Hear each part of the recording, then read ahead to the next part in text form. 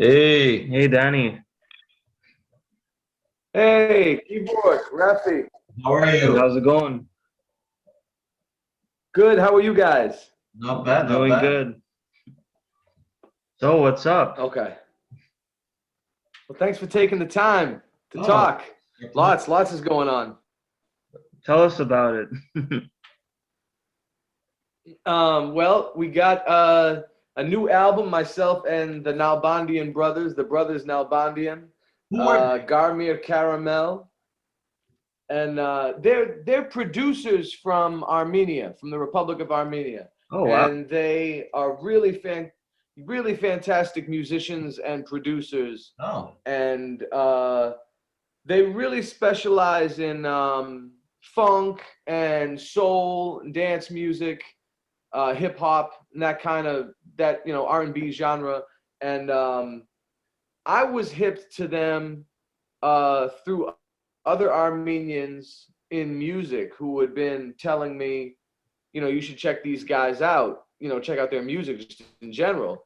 And I had checked out some stuff and I was like, oh yeah, they're really good. And they had actually reached out to me around the same time, I guess just by, whatever chance. And had said to me, that they were fans of the P-Funk, and we're so happy that, an Armenian guy was the yeah. keyboard player for Parliament-Funkadelic. For sure. And said they were familiar with my music and wanted to do some production work together. And so the project started, I want to say 2019. It was definitely before the pandemic. That's when the single And came out, right? and we just kind of were going. Say again? That's when the single came out, right? In 2019. Right. So we released 3 or 4 singles from this album at various times between Okay. 2019 and 2020, and we're really focused on the quality of the songs on a singular level. Like we were just kind of like focus on this one song for a while, really get it nice, put it out. Do Hmm. another one, really get it nice, put it out.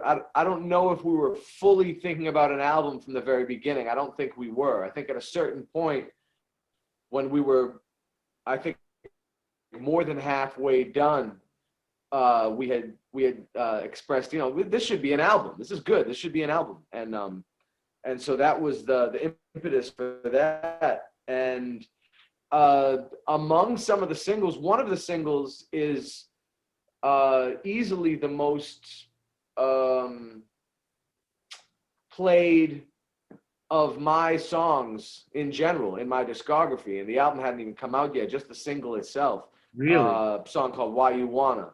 So yeah, so and that was just when we were pushing single by single very early in the process. And so I was really excited about the prospect of doing the whole thing as a package. And it came out really good. They did the artwork in Armenia too, and then we did the printing over here. And the music was done in both. The music was done down here in Florida and also in Armenia. So they would send me Oh, a track that they had, a skeleton, add to it, sing on it, add keyboards, send it back. They would do mixing and mastering. They're just incredible engineers as well. I mean, Wow. they do fantastic work, and they're DJs, and yeah, very talented guys. And Um, so I was really happy to have that.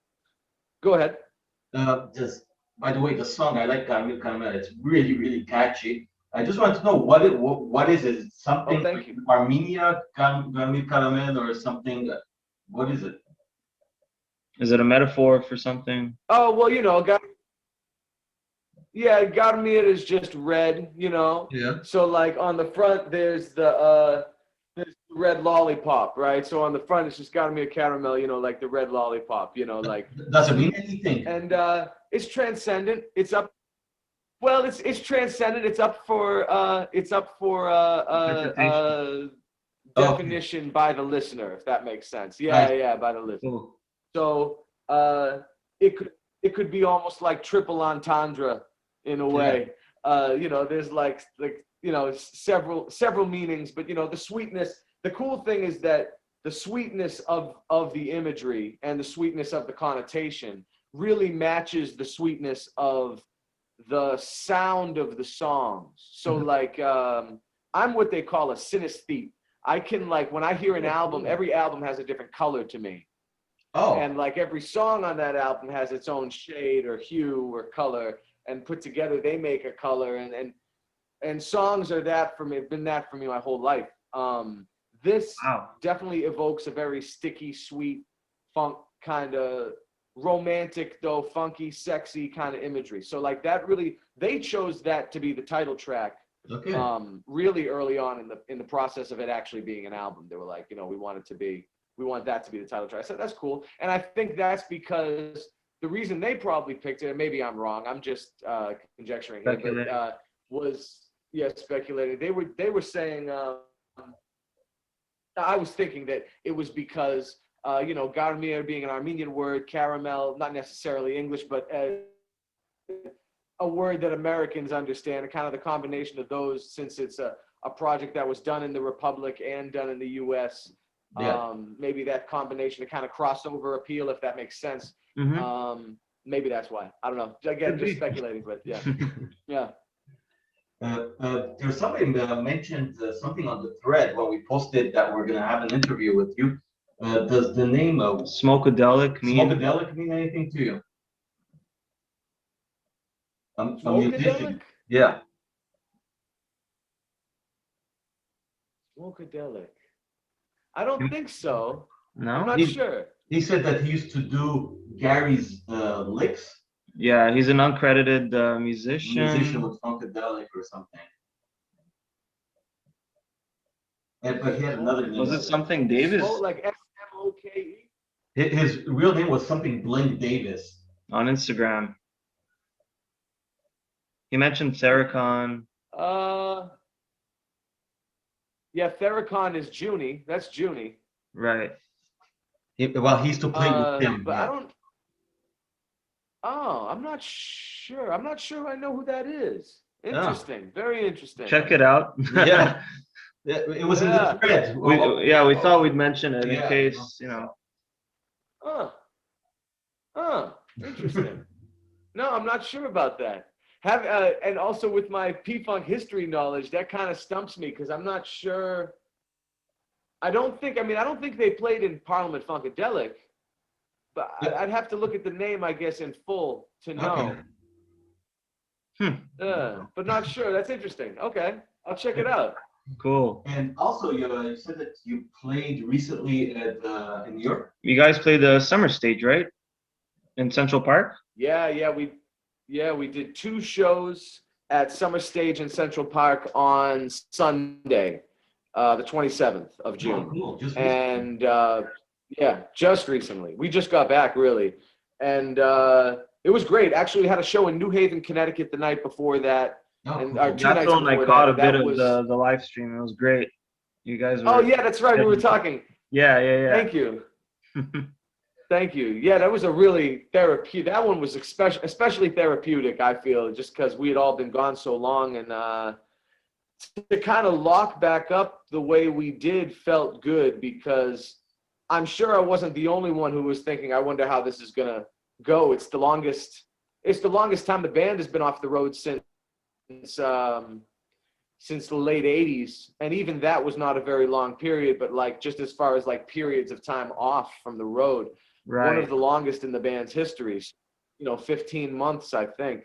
So yeah, it was crazy for me. It was crazy for all of us. And it was one of those few times that I feel like everybody was just like so happy. I mean, like, just equally just happy to be there and excited and happy to be out. And I don't mean just the band. I mean sort of collectively, the audience, everybody involved. So it was really nice. It was very magical. And those shows at Central Park were great too. We did a daytime and a nighttime show. We did 2 shows that day. And outstanding audience, just great to be back in New York. And so that was really cool too. It was really, really nice to be back playing. I wish it was more often and had been sooner in general, but I'm glad it's happening at all, of course. I don't want it to be too soon, you know, for safety's sake. But Right. but yeah, it was really really nice, and we have not too much left through the summer, but we do. I think there's a tour in September coming up, at least, just kind of some U.S. dates and stuff like that. Hey, if the borders open and, up, we'd love to catch one of the shows Yeah, there. the East Exactly. Coast. Yeah, for sure. Anything in Massachusetts. Anything Yeah, musical, absolutely. 6 hours for us. New so York. It's not far. That's fantastic. Yeah, I remember back in the days living in, you know, because I'm from New England originally, so traveling to Quebec was nothing when we were kids, you know. So yeah, It's very common. all the time. So In Connecticut, when you guys did the Yeah. show, did you have Yeah, time hopefully- to see any family? no, because my family is that part of New England is pretty far from where most of my family's about 3 hours northeast of there. Okay. Northern Basically, Massachusetts? yeah, Boston. Yeah, Boston. My sister's in Boston, you know, and Okay. then my parents are now in southern New Hampshire, so it's like they're all around that same area. They're in like a little 40-minute circumference area where most of my, and then I have cousins in Worcester and that Cool. area. So it's mostly Mass and New Hampshire. Yeah. Yeah, so it's, New Hampshire is like closer to us. Yeah, we share a border with New Yeah. Hampshire. Yeah. And Yep. For sure. there's that giant Armenian store, like in Floors and Tiles, when you pass on the highway. What was it? Forgot the name. Every time we go to Vermont, we pass by there. In New Hampshire, we see it. It's a giant. They sell tiles and carpets. It's a known store. Oh, I remember that actually. it's Bedrosian, I think. Is it Bedrosian? My last name? It might be. Is it? It might be. Yeah. That's one of them. That's one of the big ones. They have them out in Colorado and Florida. I think they're in New England and they're in California, and it's like a tile and marble or something like that. Yeah, Tile it's and granite, something. directly on the highway. Like you see it from the highway. when Yeah. you're passing by. Also, Okay, nice. and want to ask about the artistry. How's that going? Like drawing and everything.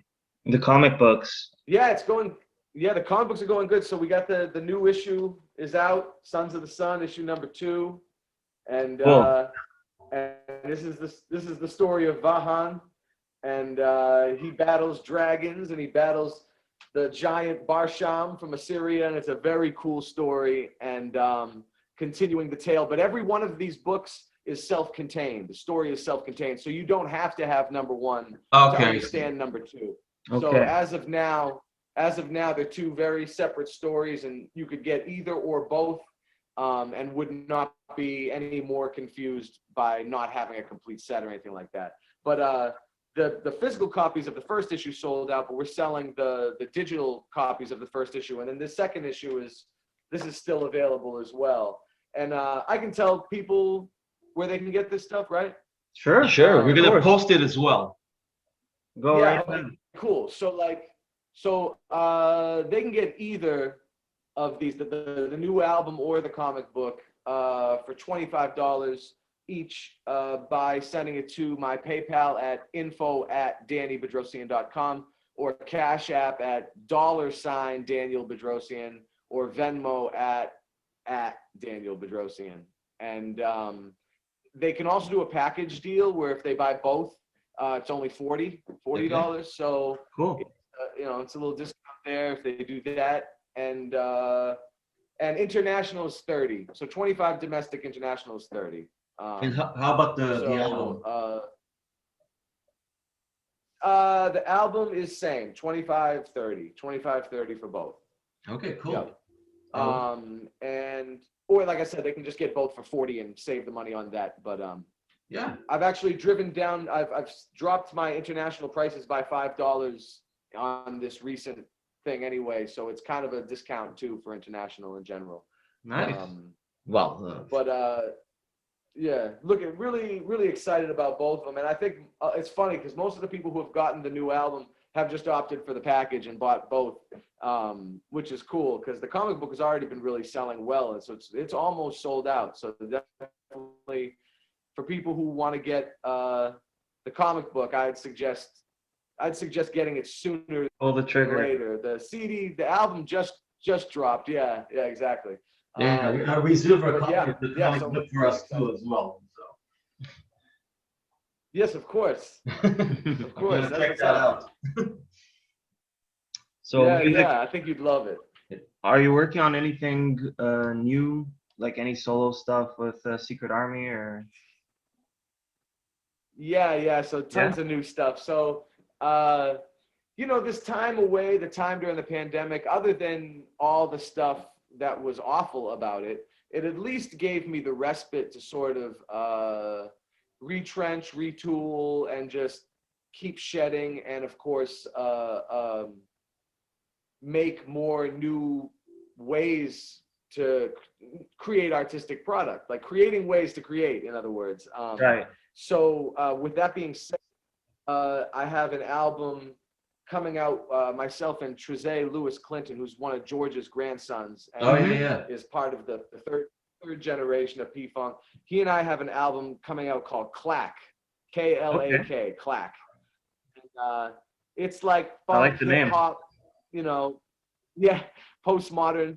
It's funny that the concept is hilarious. Clack is actually the sound of, there's this little, it's the name of this character that's like sort of the mascot of the album. He's like a little amphibian. It's like a little Okay. kind of lizard or froggy type of anthropomorphic frog type guy who's like tiny, and he plays drums on like a rock or a lily pad or something, and he hits the sticks, they break, and it says clack. So like that, they call him Clack after the sticks breaking. It's crazy, I know. Oh, that's So, cool concept. but that's yeah.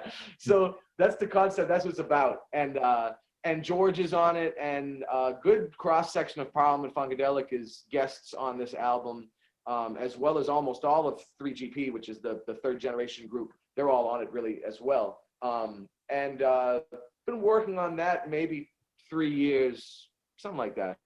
Wow. In addition to that, I'm doing an album that I think I was talking to you guys about, but still finishing it up, actually adding some more music to it. It's sort of like, I don't know how it's going to be packaged yet, but it might end up coming with this book that I'm writing, and I'll get to that in a second. But it's Please kind of do. like a dedication to some of my favorite P-Funk songs throughout history, and it's but a lot of kind of obscure P-Funk music, a lot of stuff from the 60s that people don't know about, that George was producing in the Northern Soul era, when In New Jersey. stuff was being, New Jersey and Detroit, a lot of Right. that stuff was It's true. being produced there.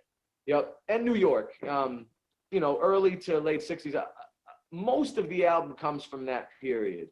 And then I also did, also on the album is like the entire side B of Up for the Downstroke album by Parliament is all covered on this album. And then a couple of other obscure ones from the late 70s, and then one or two that people really know well. But it's, so it's sort of like covers Parliament-Funkadelic tributes, I don't know, but kind of keeping in with the canon and like sort of teaching people about the vast range of music that is encountered in Parliament-Funkadelic's canon, and Right. for a long time I didn't really know what I was going to do with it as far as releasing it, and I still am not 100%, but I'm thinking it may end up being a compendium to a book that I finally convinced myself to write, that I've been toying with writing my whole life in a way.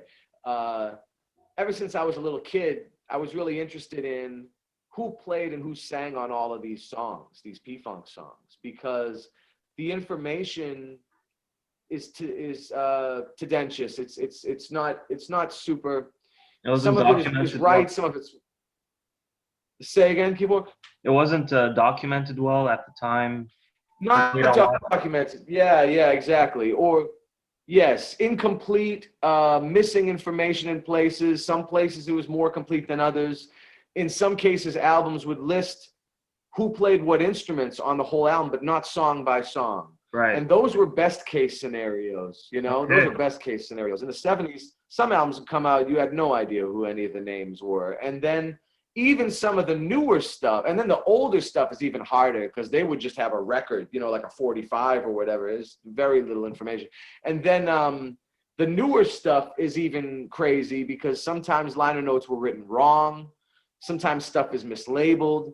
Sometimes information is just completely incorrect. Wow. So as a person who's been in this band for 18 years, I totally am sympathetic, empathetic to my bandmates, because it's happened to me as well, but not as much as some of my bandmates who have been in the band 40 years or more, of just stuff being mislabeled, miscredited, and then people strangely taking credit for things they didn't play and not taking credit for things they did. It's crazy. There's so much just wrapped up in this.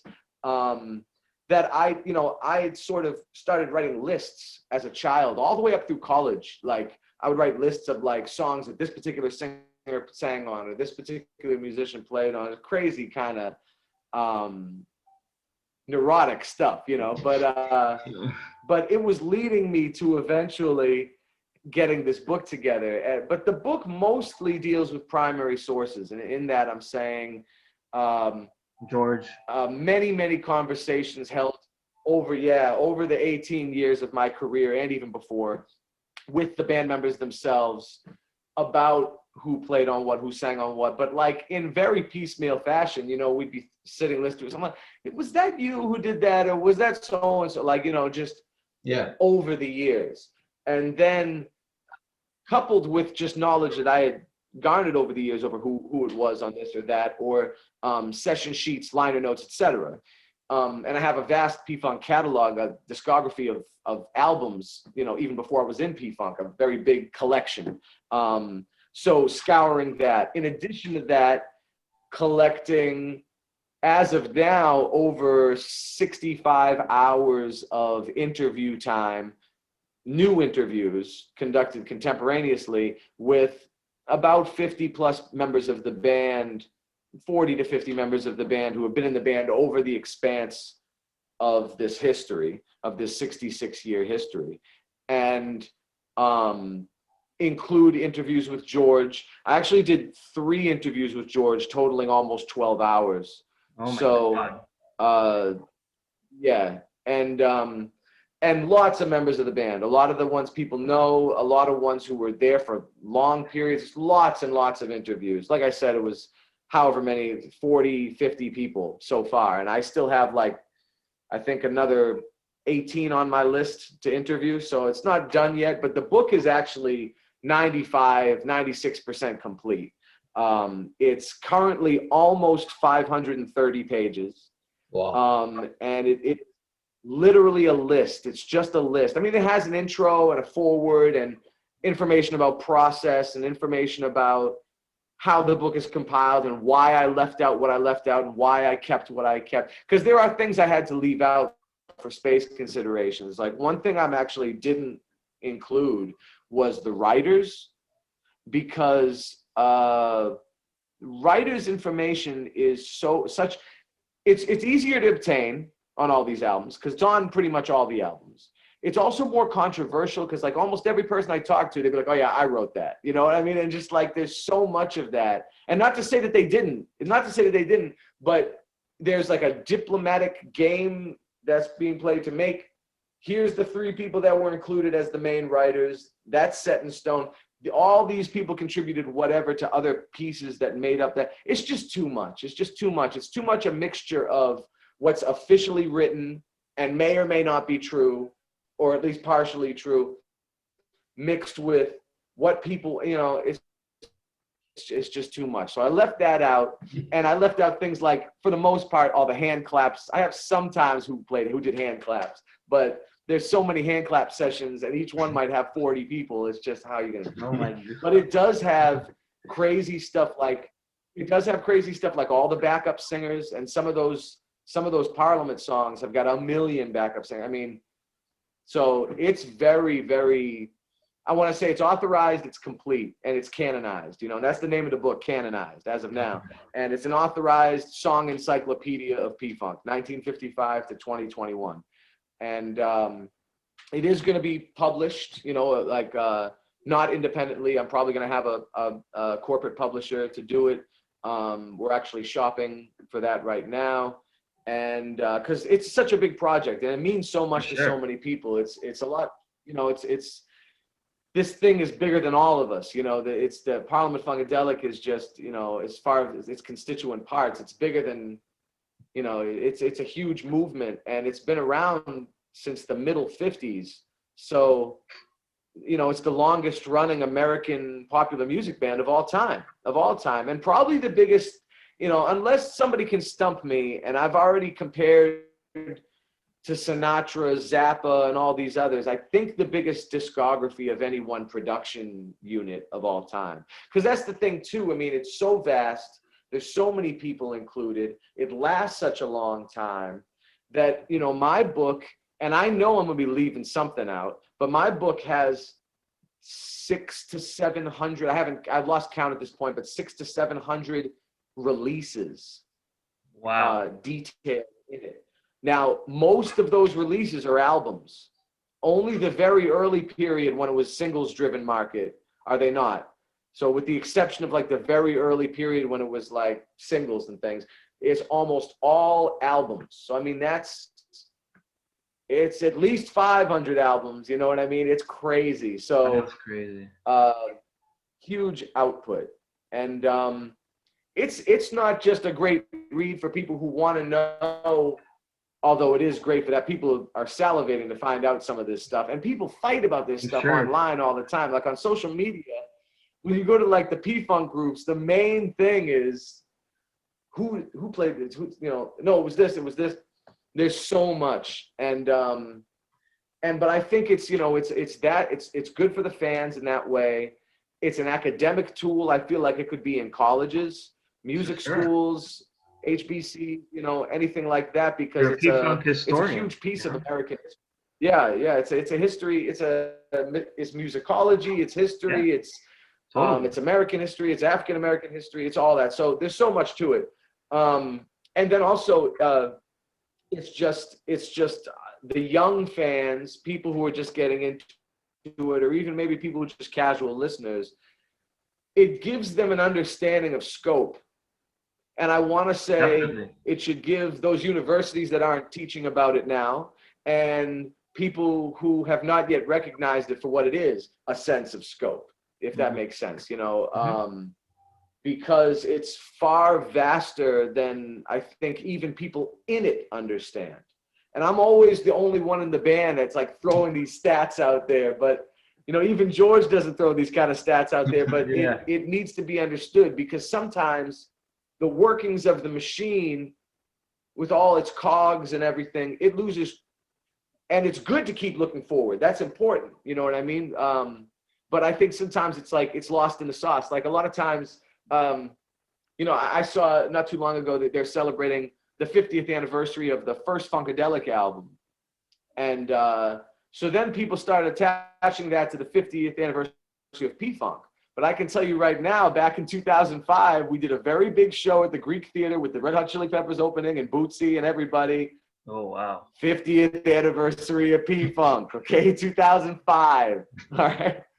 This is 66 years. So, so just for people to understand that, you know, both inside and outside of it, but mostly outside of it, because that's who we're trying to reach, you know, and I'm really proud of the project. I've been working on it for, like I said, most of my life, but now actually have it down to page, and 527 pages and counting. Wow. And I learned a lot from this process. Yeah. Of course. So now it's more relevant what we're talking about, that guy that posted something on our thread saying that he wasn't credited on the song. Now I really want to know who this guy is, you know? Yeah. And if it is, what's more important is to find out what the song is, because that could answer more questions. Yeah.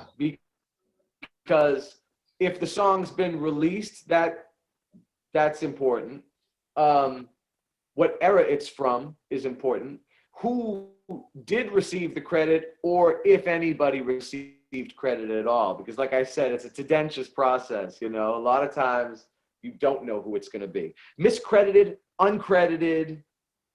I've dealt with all of it. We all have. I mean, but it's there's a few different versions, you know, and all of those things are important to the historiography of it. Because other people, and I can't say anything about this particular, the aforementioned person, because I'm not sure. I'd have to look at the name and think about it and be like, but you know, there have been so many cases where people would claim, oh no, I played on this, and it ended up being somebody else. Then there's also been cases where people were written down as playing on a certain album, and they actually played on another album that came out that year. They're not on that album at all, but they're actually on a different one that they weren't credited. It's crazy. There's so much. There's just so much.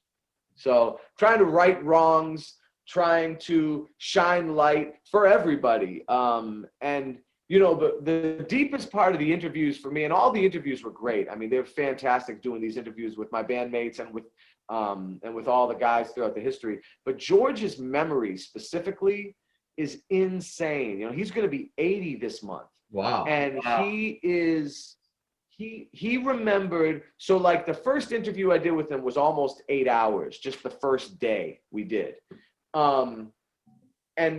And we covered in that first 8 hours just basically from 1955 to 1970. So we did that first like 15 years. And he remembered every single like those old sessions from the 60s that are like productions on other artists that he wrote or he produced. He remembered everybody who played on it. He remembered where they were, where it happened, when it happened. Like he remembers every detail. And there were only 2 sessions out of all the hundreds of songs I asked him, or thousands of songs or whatever it was. There were only 2 sessions he couldn't remember every single name. And then just the other day I asked him about him again and he remembered the rest of the names. So like, like his memory is like insanely good. Like it's just incredible. And you know, I really relied on a lot of people that were in a lot of these sessions. And you know, so like I said, it's all primary sources, you know. It's all primary source information, and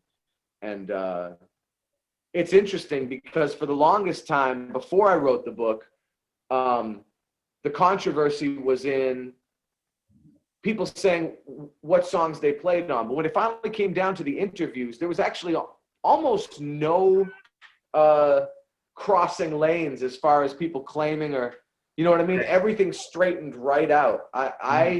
I can only think of one song where people were arguing about who it was, and it was about singers, which singers can be added at different times, so it's kind of hard to even tell who was right. And it was the only thing, one song out of the tens of thousands of songs that are in this book. So that's pretty good, you know, so far. That's pretty good. Not a lot of controversy as far as the actual details from primary sources, but tons of controversy with regards to details from secondary and tertiary sources, both online and on album liner notes. So this is gonna right a lot of wrongs, I think. And even if there is some errata on there, you'll get the errata page in the second edition, and it'll clear whatever. That's it.